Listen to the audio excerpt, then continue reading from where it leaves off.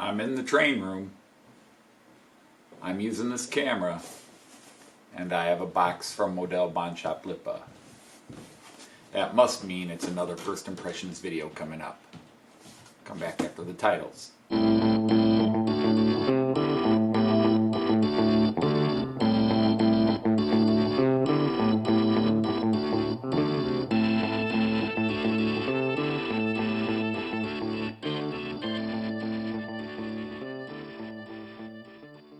Hey everybody, Anthony Dodge, the Model Train Outsider, the Miracle Outsider, here with a new locomotive and a First Impressions video. I'll hold this up to the screen, you can read the tag, and then I'll tell you a little bit more about it. As you can see, it is model number 78944 by Roco. It is an Alex locomotive. It is a diesel class 223. So it's a new Alex diesel locomotive. Now, anybody who follows this channel over the last few years knows I actually already have a class 223 Alex. In fact, I've got it right here. This is my Pico class 223 Alex. So why did I turn around and buy another class 223 Alex? I really don't like having too many duplicates, especially of the exact same livery. Well, first of all, it's not quite the same livery. When I get it up on the track, you'll see that it is a different color. But that is not why I bought it, because it's a different livery. I would have preferred it would stayed in the standard green Alex livery I'm used to that matches the cars. The reason I bought it is this. This Pico locomotive that I just showed you is a converted analog DC 2-rail locomotive that I had converted to AC 3-rail and digital. It was from a basic starter set. And I wanted an Alex locomotive, and that was the only one I could find. And my guy that I go to, Alex Chevalier at AC Euro Trains in Stockton, California, he, for a price, did it to AC for me. And it was wonderful, and it ran great. But over time, it just has been, for what I run my trains with, the amount I run my trains, the system I run, the fact that this was not meant to be a digital 3-rail train, it's been having its problems for close to a year and a half now, if not 2 years. And I wanted to get a better one. And Roco finally released a true AC version. So I'm getting a true digital, true built modeled AC. And I get the benefits of more functions and a lot of that, because this had the Pico had a basic decoder in it. So let's get it up on the track and let you see the differences. And I'll even do a little bit of a comparison with the old Pico. Out of the box and up here on the track, and the first thing you can see is the one thing that's given me a little pause, the coloring. Now, this is not meant to be the color that I associate with Alex. However, this came out quite a bit bluer than the actual, and I'll put in here a quick print of this actual locomotive, 223-081. It is a much bluer level of blue-green. It's definitely not this, but I still feel like Roco made this too blue. I did put the Pico, my older Pico one, up here, not to do a qualitative comparison, but just to show a couple of differences.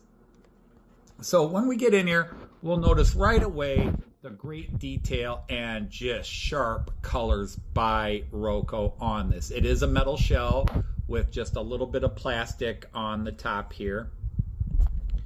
But you get in there and you just see the details in it. Nicely printed. Even the door handles, look at this. First of all, the handles right there to walk up and get in, as well as these mounted on the side there, all separately fitted. Of course, the grilling is not going to stand out. It's very rare that these models will have true grills set up here, but the print down below, all the decal and decorations, just all the way through. A fantastically done model. Now, neither of these models, if you look at the top, neither of these models stand out with a lot of detailing on the top, but the originals don't really have a lot of detail. So you sort of have the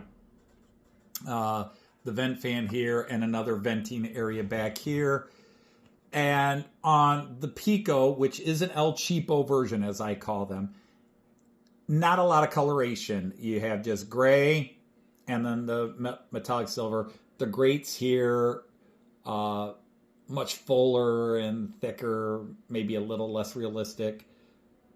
On the Roco, we've got a little bit more color. There's a little bit of white, some black, and gray. And the grates look just a little bit more realistic, and you actually can see down through them. A great model. Also, this particular version, although we've got a light in the way, there you go, has a destination light board on it, whereas the Pico version did not. Also, you can see that a lot of things on the Pico version are molded in, such as the door handles and this. And curiously enough, Pico has these little sections here, and I don't know if those are mirrors or what they're meant to be there, but it's not on the new version, and it's not in the pictures of the new version either. But yeah, overall, a great model. Very pleased with how it looks. So what we're going to do is I'm going to run it in. It's got 28 sound and light functions and operation functions. So it will have the usual lights and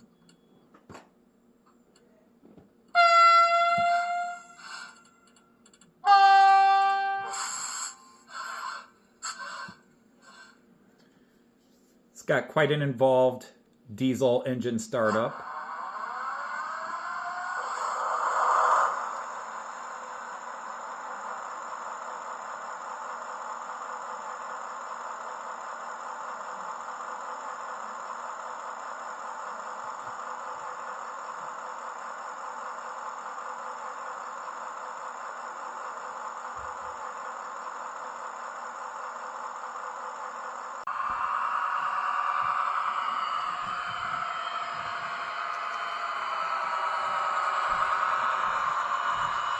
We're going to stop this suddenly.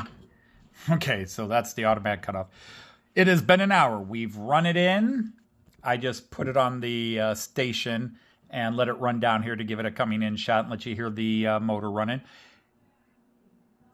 So let's take it up the ramp and see how it handles the ramp. We're going to do it at about 75 scale kilometers an hour.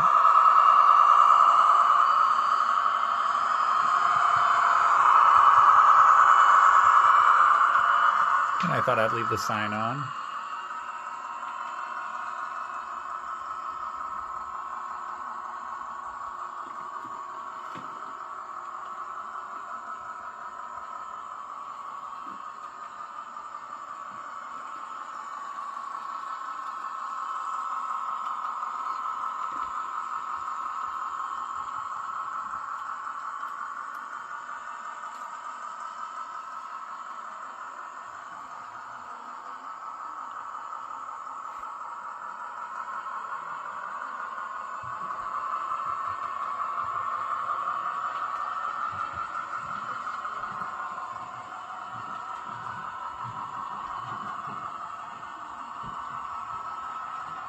Going through the Bremen-Hanover section.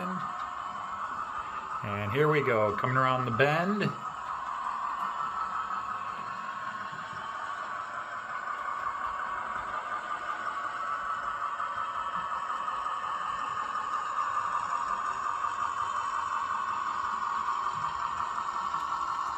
All right, we are heading up the ramp right now.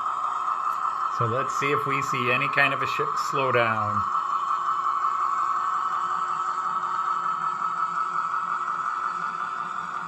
Chugging slowly but steadily.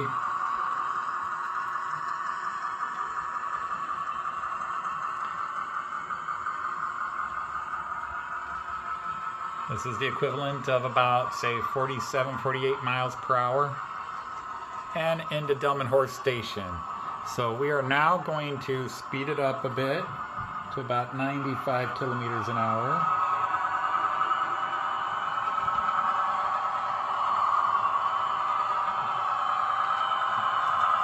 Let the sound on.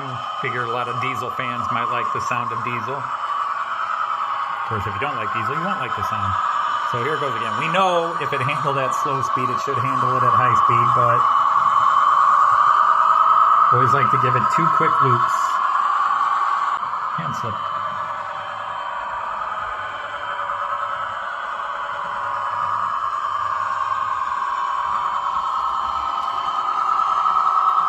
So up the incline, up the ramp as I call it.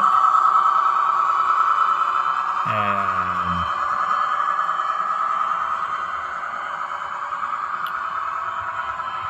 no issue there whatsoever.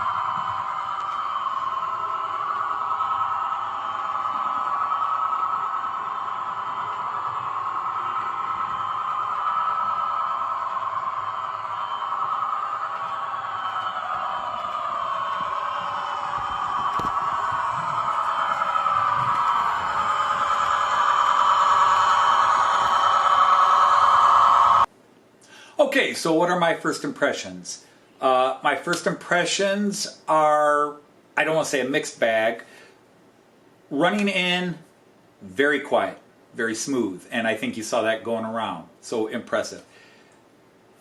About the third time in my last 5 Roco Locos, Roco Loco, we got to have fun with that someday. I feel like they're just not running speed, or my other stuff is running at higher speeds. It's always hard to gauge them, but the 3 of my last 5 Rocos, I feel like, for example, the 2 Class 218s that I bought from Roco, the blue one and the red one, I feel like they run slower than scale speed, what they're saying. Either that or all my other stock is running faster, because when this thing is at 75, it seems to be running slower than many other Locos when they're at 75 scale speed.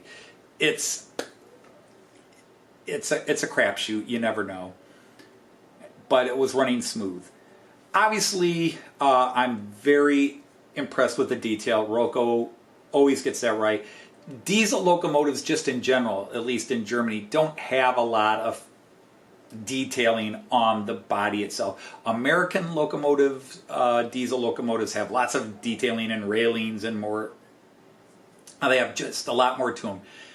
The German and Austrian diesels that I've seen really are fairly basic in their exterior looks. And I'm not talking the liveries, I'm just talking what's on them. So not a lot to show off, but what is there, the prints are very nice, the fine detailing, the handrails that are separately applied, really nice. Plus, of course, you get a bag of goodies of lots more little details you can throw on. So I think it looks great.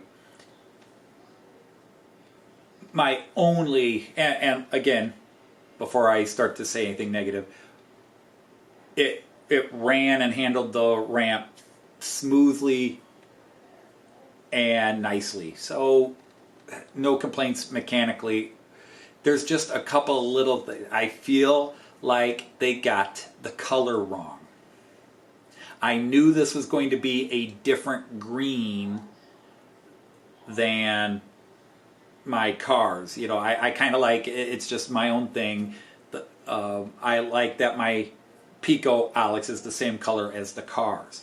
But clearly, in the picture I showed you, and I'll show it here again, this is a much bluer locomotive. It's not that green. It's not that aqua green. It is more an aqua blue. In the picture. On the model, it's almost a straight blue. I feel like somebody forgot to add the green. So I'm just, I mean, is disappointed the right word? Obviously, it must be because I have they didn't quite get the green there. I do want it, you know, one of the reasons I have the Alex, besides the fact we rode it, is it's a green train, and by that I mean the color green. Is people have watched my videos and know I think there's too much green, but I still needed a green train just to have all the colors. I got yellow and red and blue and brown and black, you know. I need green, and but the cars are still green. The thing is, this is an upgrade over the Pico, and that's not to badmouth the Pico. It was an El Cheapo version. It was a kid starter set version. And I think in the beginning I said it was analog, and that's not accurate. It was very basic DC. It had a basic chip and had a lights function, and that was it. So it did have a chip in it, but it was meant to be DC and was built for a children's starter set. Very low price. I think the entire starter set was $150, and that included track, train, and 2 cars.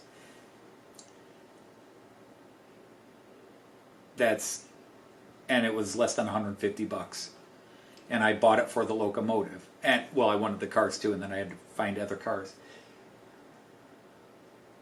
That's the Pico we're talking about. And I had it converted, and converting, of course, is asking something to do something it wasn't built to do, and so it's not necessarily a major disappointment if it wasn't running great. It wasn't meant to pull 8 cars up an incline. I think this guy will. So this is an upgrade over the Pico, so I am very happy with it.